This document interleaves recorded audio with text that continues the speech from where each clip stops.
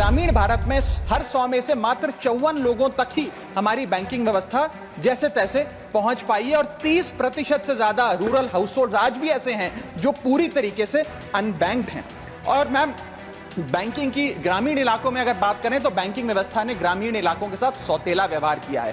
पहले तो बैंक की ब्रांच गांव के पास नहीं है। जब वो बूढ़ा आदमी भोला भटका बैंक की 5-10 किलोमीटर दूर ब्रांच तक पहुंचता है तो पता लगता है कि बिजली गुल है।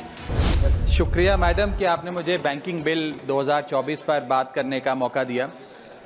सर, बैंक ईंट या सीमेंट से बनी किसी इमारत का नाम नहीं है। बैंक सिर्फ किसी स्टील या एल्यूमिनियम से बने एटीएम का नाम नहीं है और बैंक ना ही एक काउंटर से दूसरे काउंटर पर दौड़ रहे बैंक ग्राहकों की उस दौड़ का नाम है। बैंक नाम है विश्वास का, बैंक नाम है अधिकार का, न्याय का, समानता का। लेकिन पिछले कुछ वर्षों में यह विश्वास जो ग्राहकों का बैंकिंग व्यवस्था में था वो कहीं ना कहीं कमजोर होता नजर आ रहा है और उसके कुछ बुनियादी कारण, बहुत ही बेसिक कारण आज मैं सदन में आपके माध्यम से सरकार के सामने रखना चाहूंगा। सबसे पहला, पुअर कस्टमर सर्विस। यदि आज किसी ग्राहक को सरकारी बैंक में किसी काम से जाना हो तो मान लीजिए उसके ग्रह खराब चल रहे हैं और दिहाड़ी भी खराब होगी। कोई नौकरी पेशा आदमी हो तो ऑफिस से छुट्टी लेनी पड़ती है, कोई स्टूडेंट हो तो प्रैक्टिकल का एग्जाम मिस करना पड़ता है, यहां तक कि साधारण सी पासबुक अपडेट कराने भी जाना हो तो वो भी एक संघर्षशील सफर में तब्दील हो जाता है। मैडम, आप जब किसी सरकारी बैंक में घुसते हैं तो ऐसा लगता है कि 80 या 90 की दशक की किसी इमारत में आ गए हैं जहां पे दीवारें उखड़ रही होती हैं, पंखा अपनी मर्जी से चलता है और लाइनें रेल टिकट से भी ज्यादा लंबी होती हैं। इसके बाद जब आप काउंटर नंबर 1 पे पहुंचते हैं तो बताया जाता है काम यहां नहीं होगा, काउंटर नंबर 4 पर जाइए।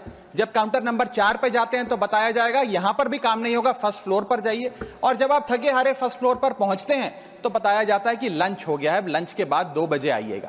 2:15 पहुंचते हैं तो बताया जाता है कि लंच एक्सटेंड हो गया, अभी कर्मचारी गुलाब जामुन खा रहे हैं। यह व्यवस्था है कस्टमर सर्विस की एक सरकारी बैंक में। और आज हम जहां चांद पर पहुंच गए, यूपीआई से गोलगप्पे खरीद रहे हैं, लेकिन हमारी सरकारी बैंकिंग व्यवस्था 80-90 के दशक से बाहर नहीं आ पा रही है। अभी आरबीआई के गवर्नर ने हाल ही में एक प्रेस कॉन्फ्रेंस कर वित्तीय वर्ष 23-24 की रिपोर्ट जारी करते हुए कहा कि 95 शेड्यूल्ड कमर्शियल बैंक्स में एक साल में, एक वित्तीय वर्ष में 1 करोड़ से ज्यादा कस्टमर सर्विस से संबंधी कंप्लेंट्स आई हैं। और ये तो वो कंप्लेंट्स हैं जिन लोगों को पता था कंप्लेंट कैसे दर्ज करानी है और उन्होंने दर्ज कराई। न जाने ऐसी कितनी कंप्लेंट्स होंगी जो सिस्टम में कैद ही नहीं हुई।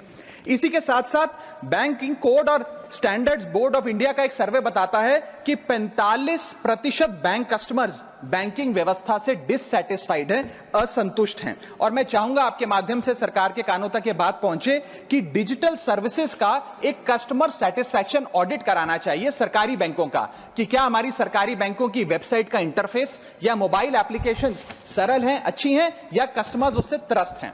दूसरा बड़ी समस्या है रूरल इंडिया के अंदर limited access to banking infrastructure. आइए गांव की ओर चलते हैं। मैडम, क्या हमारी बैंकिंग व्यवस्था ग्रामीण इलाकों तक पहुंच चुकी है? नाबार्ड की एक रिपोर्ट बताती है कि 50% of rural India is still suffering from lack of adequate access to banking. Financial inclusion index की आरबीआई की 2020 की रिपोर्ट बताती है कि ग्रामीण भारत में हर 100 में से मात्र 54 लोगों तक ही हमारी बैंकिंग व्यवस्था जैसे तैसे पहुंच पाई है और 30% से ज्यादा रूरल हाउसहोल्ड आज भी ऐसे हैं जो पूरी तरीके से अनबैंक्ड हैं। और मैम, बैंकिंग की ग्रामीण इलाकों में अगर बात करें तो बैंकिंग व्यवस्था ने ग्रामीण इलाकों के साथ सौतेला व्यवहार किया है। पहले तो बैंक की ब्रांच गांव के पास नहीं है। जब वो बूढ़ा आदमी भोला भटका बैंक की 5-10 किलोमीटर दूर ब्रांच तक पहुंचता है तो पता लगता है कि बिजली गुल है। बिजली आ जाती है तो पता लगता है सर्वर डाउन हो गया है। सर्वर भी चल जाता है तो पता लगता है आधार सीडिंग में दिक्कत है, फिंगरप्रिंट मिसमैच हो रहा है या बैंक अकाउंट की मैपिंग ही नहीं हो पा रही है। डॉक्यूमेंटेशन से लेकर कॉम्प्लिकेटेड फॉर्म से लेकर लैंग्वेज के चैलेंजेस तक ग्रामीण इलाकों में लोगों को झेलने पड़ते हैं और सबसे ज्यादा बैंकिंग फ्रॉड भी गांव के भोले भाले आदमी के साथ होता है। इसी के चलते हमारे गांव का आदमी प्राइवेट निजी साहूकार के पास जाकर लोन लेना बेहतर समझता है, ना कि किसी बैंक के पास जाकर। और जब वे साहूकार के पास जाता है तो ना वहां पेपर वर्क होता है, एक इजियर एक्सेस होता है, फियर ऑफ बैंक और इलिटरेसी नहीं होता।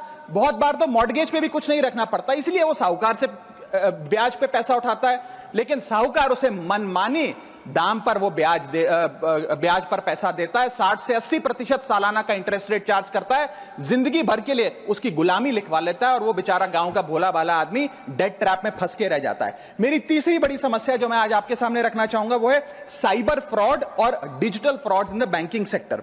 साइबर फ्रॉड्स वर्ष 2023 में 75,800 घटनाएं सामने आई जो कि कंप्लेंट्स दर्ज हुई।